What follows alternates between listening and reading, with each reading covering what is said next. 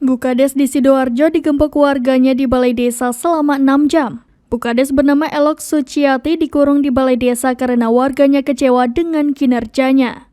Diketahui pula bahwa kejadian tersebut terjadi di Buduran, Sidoarjo, Jawa Timur.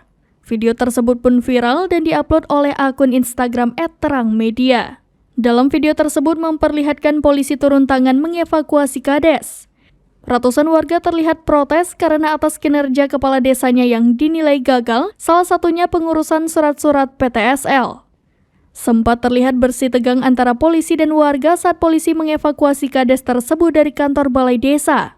Kades wanita ini dilarang keluar balai desa karena dinilai sering mengecewakan warga, khususnya terkait masalah pengurusan program pendaftaran tanah sistematis lengkap PTSL warga desa Sidokepung yang dipimpinnya. Sebab Kades maupun perangkat desanya dianggap mempersulit warga setiap kali ingin menemui ketua panitia PTSL di balai desa.